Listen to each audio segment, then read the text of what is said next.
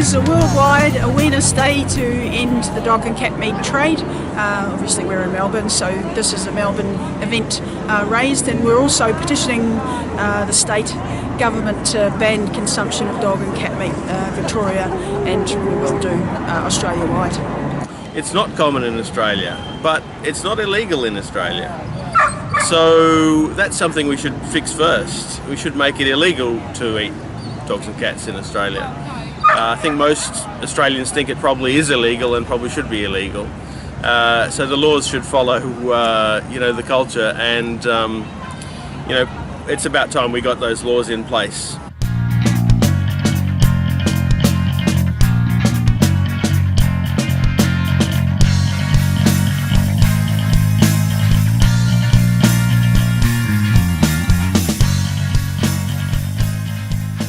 Pets are stolen, dogs are sometimes bred for meat, and we have millions of animals being slaughtered for meat in a lot of other countries, and it can happen here in Australia as well.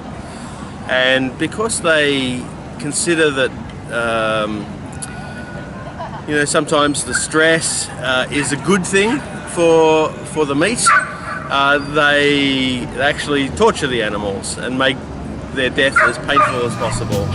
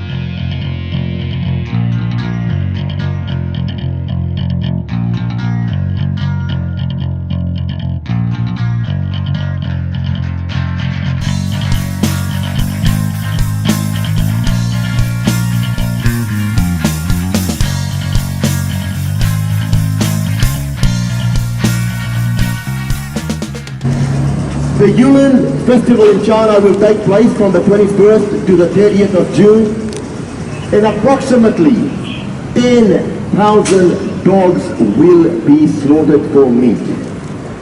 Our goal is to make the whole nation know that we will not stand for animal cruelty, whether it's in this country, this state, this city, this hemisphere, this continent. If an animal is suffering, it is our problem right here, right now. Yeah.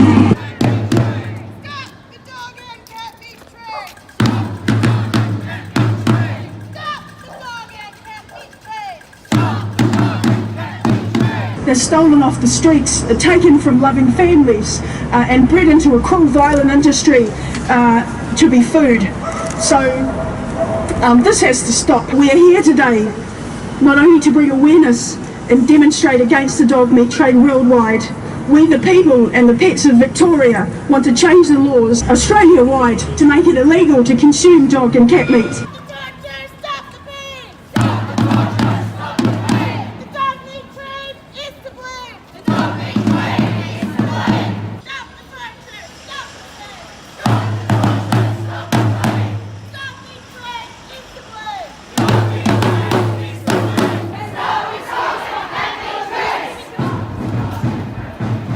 In October of 2002, a man was seen in an outer Melbourne suburb clutching a Staffordshire-cross 10-week-old puppy in a plastic bag, gesturing to onlookers that he intended to eat the hapless animal.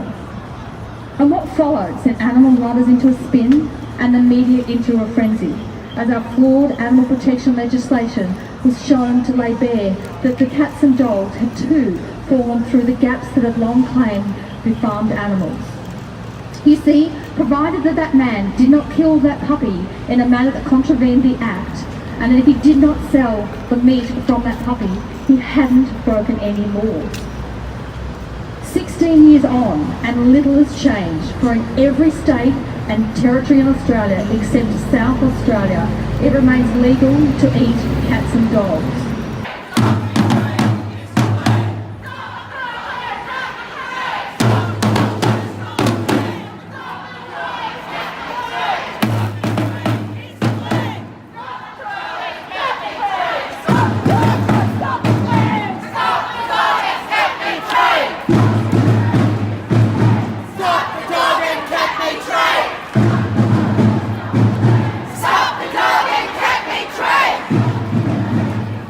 There is a review of the animal cruelty laws coming up very soon in Victoria. This is going to be a replacement bill for the POCTA, the Prevention of Cruelty to Animals Act. And I think it's quite important that we are aware of what that bill is doing and what they're going to make it into. It will recognise the sentience of animals. And I think there's a good opportunity that we could get a ban on the slaughter of cats and dogs into that bill. That will require political action, that will require demonstration and education, that will probably require a lot of us talking to our MPs and making sure that that goes in and stays in that bill. Stop the dog and cat meat trade!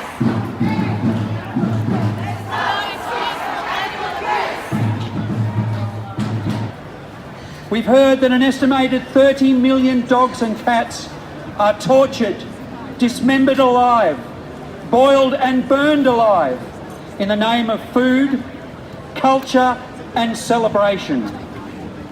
All of those arguments are hollow. They are husks, and they do not survive any scientific, historic or nutritional examination.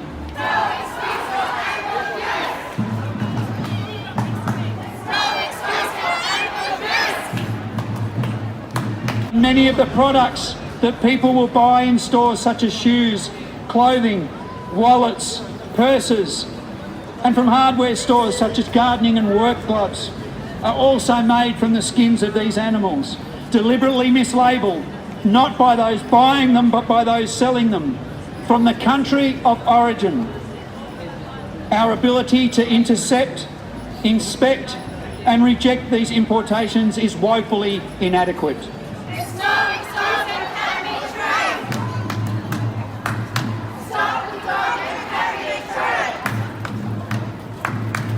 In our backyard, it is here.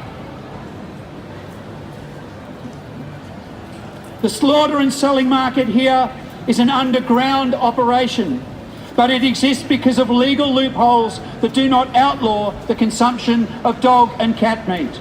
Stop the dog and cat meat trade!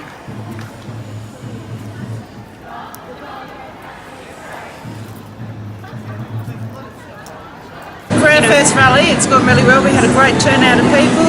Everyone got involved, everyone chanted. I think we got the message out there. Yeah, definitely. Yeah, it's all about unity. I mean, we saw so many different groups of people from different communities or animal groups come together and speak about the one thing, ending the dog and cat meat trade. So it's important to have events like this to bring everyone together to show that we're all in unity and that we're all part of the community that wants an end to the cruelty. And I'd just like to say, even though we did march down Chinatown, we did have their support beforehand, and that's a big bonus. That's a big step in the right direction for ending this trade. So. Absolutely. We can only get bigger and better each year, so this is going to continue each year, and we're looking to do rallies sort of every 6 months in the city, so we're just going to keep raising that awareness to end this trade. Today was the Melbourne part of a worldwide awareness day to stop the dog and cat meat trade worldwide.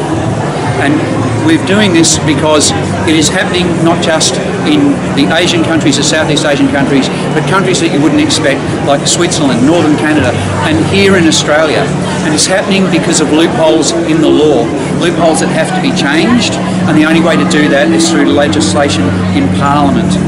South Australia currently is the only state in Australia that has laws that completely ban the breeding, the sale, the slaughter and consumption of dog and cats by humans.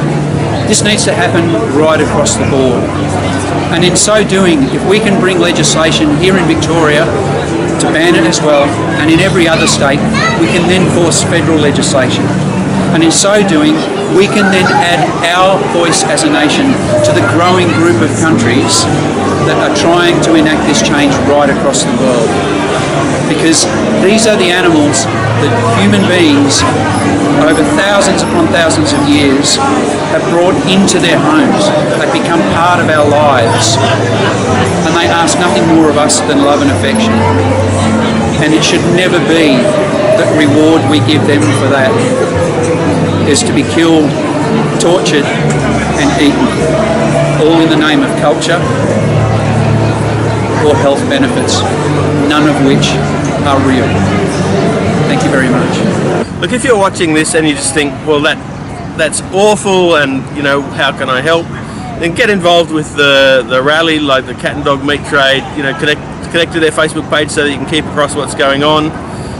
Get involved with Soy Dog, one of the charities involved, or get involved with the Animal Justice Party, and help us build political power for animals.